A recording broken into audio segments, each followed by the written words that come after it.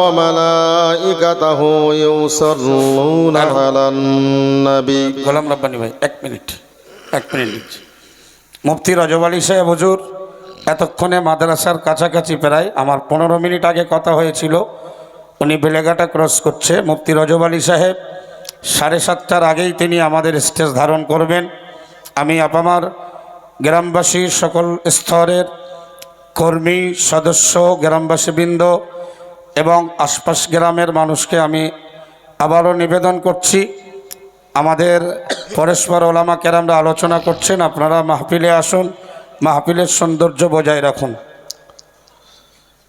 ইন্নাল্লাহা ওয়া মালাইকাতাহু ইউসাল্লুনা আলান নবী ইয়া আইয়ুহাল্লাযীনা আমানু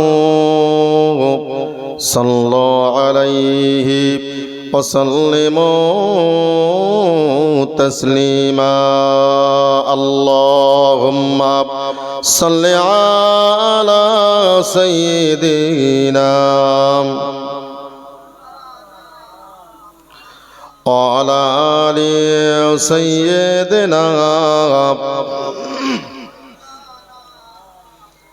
জমিনের মালিক তুমি আল্লাহ, আসমানের মালিক তুমি আল্লাহ, হায়াতের মালিক তুমি আল্লাহ, মৌতের মালিক তুমি আল্লাহ। লা ইলাহা ইল্লাল্লাহ, লা ইলাহা ইল্লাল্লাহ।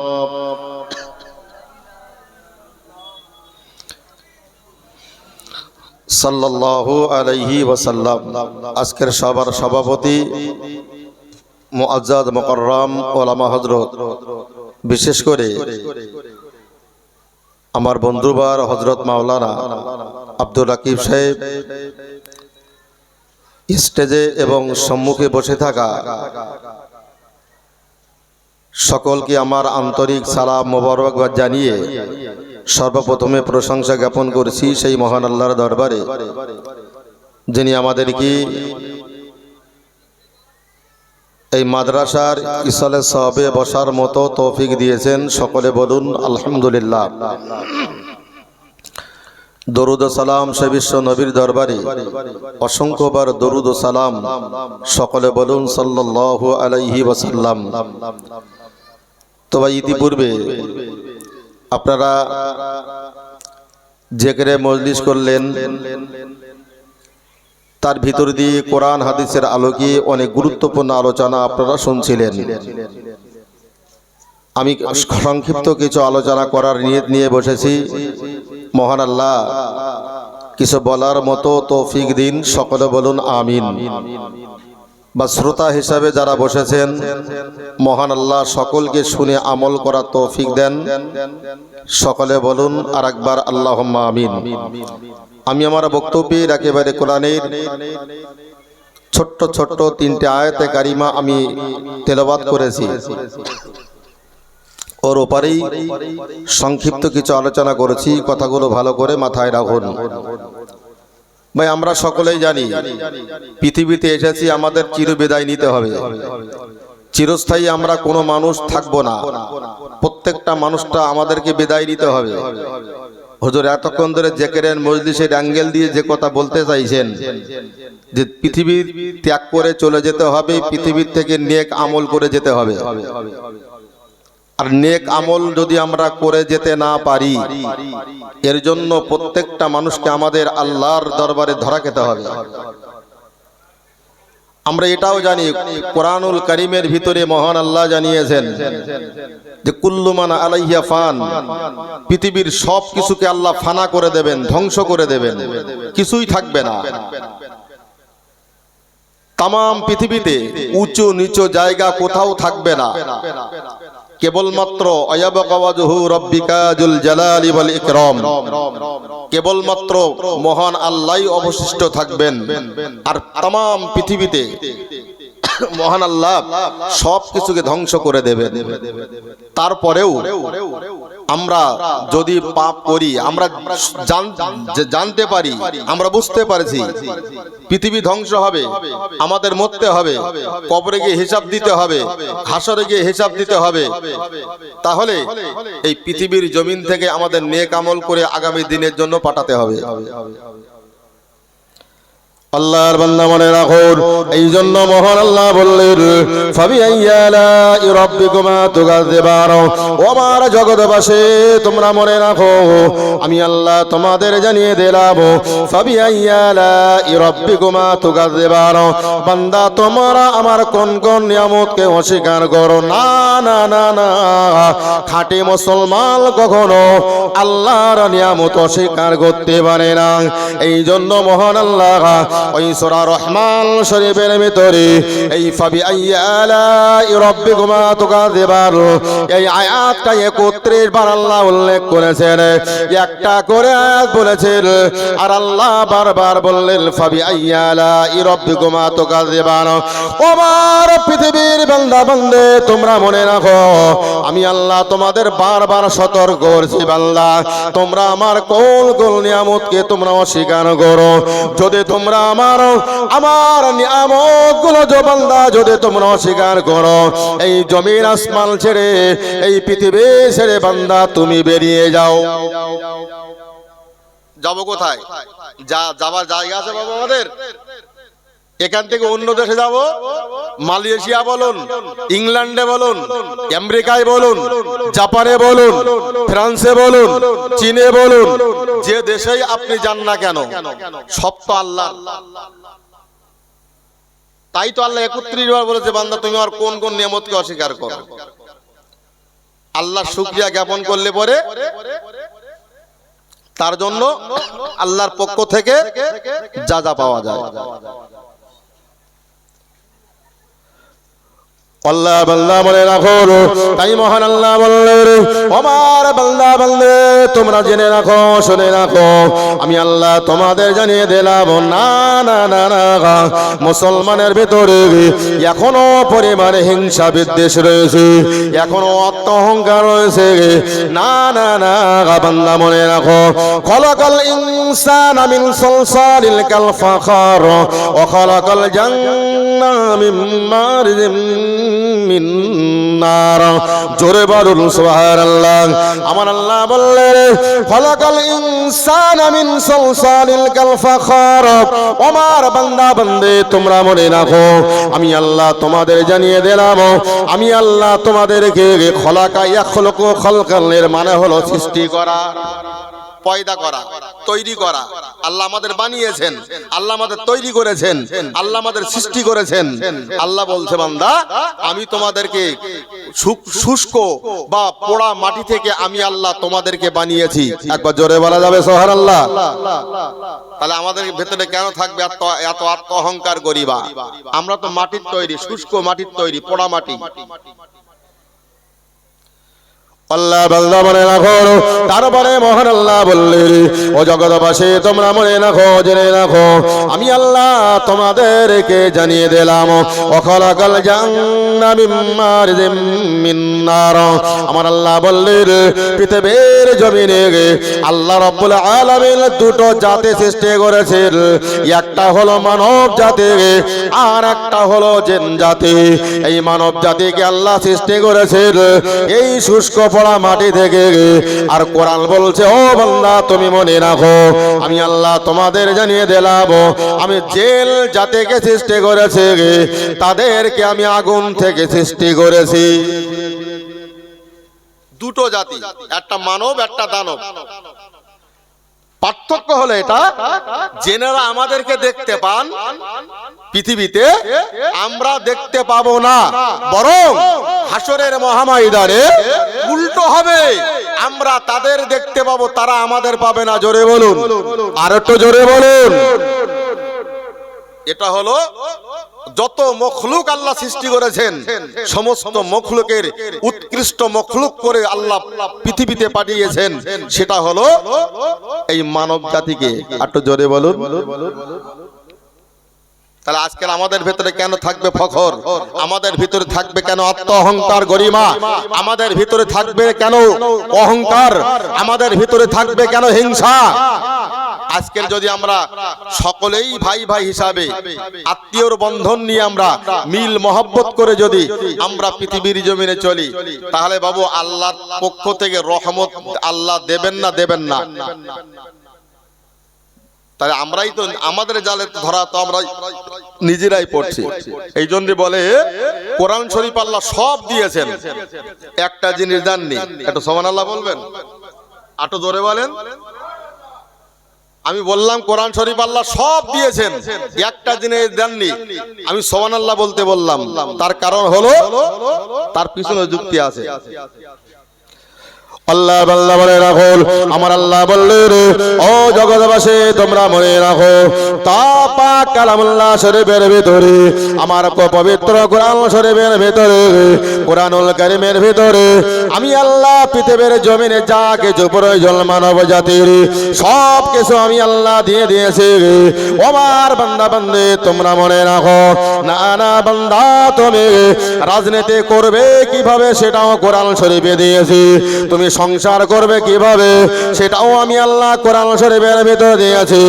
ও বান্দা তুমি আমার কঠিন জাহান্নাম থেকে কি করে বাঁচবে সেটাও আমি আল্লাহ কোরআন পাকের ভিতরে দিয়েছি। এক কথায় মহান আল্লাহ কোরআন শরীফের ভিতরে সব কিছু আল্লাহর বান্দাদের জন্য দিয়েছে, কিন্তু মহান আল্লাহ একটা জিনিস জানলে সেটা হলো জালিকাল কিতাবুল লা রাইবা ফিহি হুদাল লিল মুত্তাকিন। জোরে বলুন সুবহানাল্লাহ। আমার আল্লাহ বললেন বান্দা তুমি মনে রাখো, জালিকাল কিতাবুল লা রাইবা ফিহি, এটা হলো সেই কিতাব যে কিতাবের ভিতরে কোনো সন্দেহ নেই। জোরে বলুন। কোরআন শরীফে সন্দেহ আছে বাবু? তাই আমি প্রথমে বলি যে আল্লাহ কোরআন শরীফে সব দিয়েছেন, একটা জিনিস জাননি, লা রাইবা ফিহি, সেটা হলো সন্দেহ, সন্দেহের কোনো অবকাশ নেই। হুদাল লিল মুত্তাকিন, আর মুত্তাকিনদের জন্য হলো এটা একটা পথ প্রদর্শক একটা কিতাব। আরেকবার বলুন না সুবহানাল্লাহ। আমার আব্বাদাল ভাইরা, আমার মায়েরা বোনেরা, ঠান্ডা মাথায় কথাগুলো মাথায় রাখুন। এই জন্য আমি আপনাদেরকে বলবো, দিনের নবী মুহাম্মদুর রাসূলুল্লাহ সাল্লাল্লাহু আলাইহি ওয়াসাল্লাম তিনি হলেন আমাদের নবী, তিনি হলেন আমাদের নেতা। সেই নবী মুহাম্মদুর রাসূলুল্লাহর সুপারিশ ছাড়া কেউ আল্লাহর দয়ার জান্নাতে যেতে পারবে না। আল্লাহর বান্দা আপনি মনে রাখুন না কেন, আজকের যদি আমরা সেই নবীর আদর্শগুলো না নিয়ে চলি, একটা কথা মনে রাখুন, সেই নবীর আদর্শ যদি আপনার আমার ভিতরে না থাকে, সেই নবী হাসরের মহাময়দানে যদি বলে ও আমার উম্মত তুমি আজকের আমার উম্মত বলে গণ্য হতে পারবে না, সেই দিন কি হবে? এই জন্য এই পৃথিবীর থেকে নবীর আদর্শগুলো নিয়েই আমাদেরকে চলতে হবে। আমরা উম্মত কিন্তু ছোট না বলো বাবু, আমরা উম্মত বড়। কেমন? টুক করে একটা কথা বলি শোনেন। কথাটি হলো, আমরা মাগরিবের নামাজ পড়লাম জামাতের সাথে, মাওলানা আব্দুর রাকিব সাহেব নামাজ পড়ালেন, সুন্দর কণ্ঠ, সুন্দর তেলাওয়াত, তার পিছনে নামাজ পড়লাম। এই নামাজটা কোথা থেকে এসেছে? আমরা এর ইতিহাস জানি যে মিয়ারাজ থেকে এসেছে। রাসূলুল্লাহকে মিয়ারাজে নিয়ে যাওয়া হলো, নিয়ে যাওয়ার পরে আল্লাহ 50 ওয়াক্ত নামাজ দিয়েছিলেন, কেটে কেটে কেটে বাদ দিতে দেখা গেল 5 ওয়াক্ত নামাজ রাসূলুল্লাহ নিয়ে পৃথিবীর জমিনে এলেন। জিবরাইল যে বুরাক নামক যানবাহনে রাসূলকে নিয়ে যাচ্ছেন, ধরুন এখান থেকে কেউ বাগবাড়িয়া বাজারে যাবেন, দুজন বাইকে বা সাইকেলে যাচ্ছেন, কেউ কিন্তু মুখ বুজিয়ে যাবে না, গল্প করতে করতে যাবে, ঠিক না বল? তো যাচ্ছে জিবরাইল রাসূলকে নিয়ে যাচ্ছেন মিয়ারাজে, আল্লাহর দিদারে, আল্লাহর সঙ্গে দেখা হবে, আল্লাহর সঙ্গে কথা হবে, আল্লাহ অনেক কিছু দেবেন। প্রতিমধ্যে রাসূলুল্লাহ জিবরাইলকে লক্ষ্য করে বলছে, ভাই জিবরাইল একটাবার কি বলবেন আপনার বয়সটা কত? কত বড় উম্মত দেখেন, আমরা উম্মত ছোট না, নবী যেমন বড় পেয়েছি আমরা উম্মত বড়, ছোট না।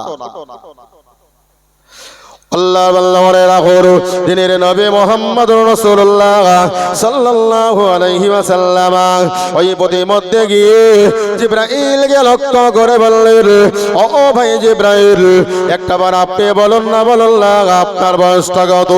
ওই সময় জিবরাইল ওই সময় বললেন, ইয়া রাসূলুল্লাহ, ইয়া হাবিবাল্লাহ, হুজুর আমার বয়সটা তো আমি বলতে পারবো না, কিন্তু আরো মানে একটা কথা আমি বলতে পারি, একটা কথা বলতে পারি, মহান আল্লাহ পশ্চিম আকাশে ৭০,০০০ বছর পরে একটা করে তারকা আল্লাহ তুলে দিতে, আমি জিবরাইল ওই তারকাতে ৭২,০০০ বার দেখেছি। জোরে বলুন। বলছে ৭২,০০০ বার দেখেছি, তাহলে জিবরাইল বয়স কত? পৃথিবীর কোন কম্পিউটার ক্ষমতা আছে? আল্লাহ আল্লাহ মনে রাখুন ওই সময়তে জিবরাইল যখন ওই কথা বলে দিলেন, দিনের নবী মুহাম্মদুর রাসূলুল্লাহ সাল্লাল্লাহু আলাইহি ওয়াসাল্লাম বললেন, ও ভাই জিবরাইল, আপনি একটুখানি বলুন না, বলুন না ওই ওই ওই যে তারকাটি আপনি দেখেছিলেন, মহান আল্লাহ ৭০,০০০ বছর পরে একটা করে তারকা তুলে দিতেন, ওই তারকাটি আপনি ৭২,০০০ বার দেখেছিলেন। ও ভাই জিবরাইল, আপনি কে বলতে পারেন ওই তারকাটি কে ছিল? ওই সময় বললেন, ইয়া রাসূলুল্লাহ, ইয়া হাবিবাল্লাহ, হুজুর ওই তারকাটি কে ছিল আমি তো বলতে পারবো না। তাহলে এর দ্বারাই প্রমাণ হলো একজন ফেরেশতার চাইতে একজন নবীর মর্যাদা আল্লাহর দরবারে অনেক বেশি। জোরে বলুন। ফেরেশতার ব্যাপার আলাদা, নবীর ব্যাপার আলাদা। বলছে হুজুর আমি কিছু জানি না, আল্লাহ যা দেন ওইটা নিয়ে আপনার কাছে দিয়ে দেয়, ওতে কি আছে আপনি জানেন আর আল্লাহ জানে। জোরে বলেন, আর একটু জোরে বলেন। আমি কিচ্ছু জানি না, তাহলে ফেরেশতার চাইতে নবীরা জানে বেশি, এটাই প্রমাণ হয়। আল্লাহ আল্লাহ মনে রাখুন ওই সময়টা দিনের নবী মুহাম্মদুর রাসূলুল্লাহ বললেন, ও ভাই জিবরাইল, ওই পশ্চিম আকাশে একটা করে তারকা ৭০,০০০ বছর পরে আমার আল্লাহ উদিত করে দিতেন, ওই তারকাটি আপনি ৭২,০০০ বার দেখেছিলেন। ও ভাই জিবরাইল, ওই তারকাটি অন্য কেউ ছিল না, ওই তারকাটি ছিলাম স্বয়ং আমি দিনের নবী মুহাম্মদুর রাসূলুল্লাহ। জোরে বলুন সুবহানাল্লাহ, আরেকটু জোরে বলুন আল্লাহর বান্দা, আপনি বলুন না, বলুন না আল্লাহ নবী মুহাম্মদুর রাসূলুল্লাহ সাল্লাল্লাহু আলাইহি ওয়াসাল্লাম এত মর্যাদাবান নবী, এত এত ইজ্জতপূর্ণ নবী, যে নবী দিগের সরদার, এক কথায় পৃথিবীতে আল্লাহ যত নবী যত রাসূল আল্লাহ পাঠিয়েছেন, সমস্ত নবী রাসূল দিগের যিনি সরদার, যে নবী সুপারিশে ছাড়া অন্য কেউ সুপারিশ করার মতো সুপ্রিম পাওয়ার কোন নবীকে দেওয়া হবে না, কেবলমাত্র আপনার আমার নবী মুহাম্মদুর রাসূলুল্লাহ সাল্লাল্লাহু আলাইহি ওয়াসাল্লাম ছাড়া অন্য কোন নবী সুপারিশ চাইতে পারবে না। জোরে বলুন সুবহানাল্লাহ। আজকের যদি সেই নবীর আদর্শ গুলো না নিয়ে বান্দা তুমি যদি ওই কবরের জমিনে চলে যাও, বান্দা মনে রাখো সেই নবীর আদর্শগুলো না নিয়ে যদি তুমি যদি আজকের কবরে চলে যাও, আল্লাহর ফেরেশতারা তাদের ডান্ডাগুলো নিয়ে বসে আছে। ফিরতে হবে আমাদেরকে নবীর আদর্শ অনুযায়ী যদি আমরা জীবনটাকে চালিয়ে নিয়ে যেতে পারি, বিশ্বাস করুন কবরে একদম মানে ১০০ ওখানে কোনো নাম্বার কাটা হবে না। বিশ্বাস করুন পৃথিবীর থেকে নেক আমল করে যেতে হবে, তা না হলে মুসিবত আছে। যাই বা হোক, বক্তব্য করব, পাশাপাশি টুক করে একটা কথা বলেই আমি বক্তব্য শেষ করছি।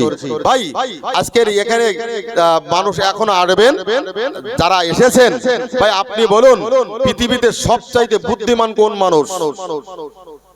জীবনতে ওর শুনে শুনে চুল পাক ধরেছে, ওর শুনে শুনে দাড়ি পাক ধরেছে, নামাজ পড়ে পড়ে হাঁটুর কর পড়িয়ে ফেলেছে, নামাজ পড়ে পড়ে আমরা কপালে কর পড়ে গেছে।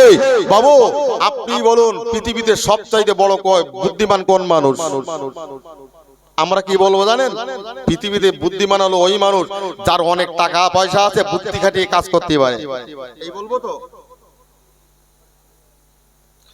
আল্লাহ আল্লাহ মনে রাখো। বক্তব্য আমি করবো একটুখানি শুনুন। পৃথিবীর জমিনে সব চাইতে বড় বুদ্ধিমান হলো এই মানুষ, যে মানুষটা মৃত্যুর জন্য প্রস্তুতি গ্রহণ করতে পারে। ওই মানুষটা হলো পৃথিবীর জমিনে সব চাইতে বড় বুদ্ধিমান। জোরে বলুন সুবহানাল্লাহ। আল্লাহ আমাদের সকলকে বেশি বেশি করে এই মৃত্যুর চিন্তা ভাবনাটা আমাদেরকে চিন্তা ভাবনা করার তৌফিক এবং সেই মোতাবেক জীবন যাপন করে পৃথিবীর মায়া ত্যাগ করে আখিরাতের রাস্তায় পূর্ণাঙ্গ সম্মান নিয়ে যাওয়ার তৌফিক দান করেন। ভাই বক্তা পিছনে অনেক যা কিছু বলেছি ভাষাগত ত্রুটির জন্য আমি আপনাদের কাছে ক্ষমা চাইছি। সন্তান হিসাবে ছোট ভাই হিসাবে ক্ষমা করুন। যতটুকু আলোচনা করেছি মহান আল্লাহ আমার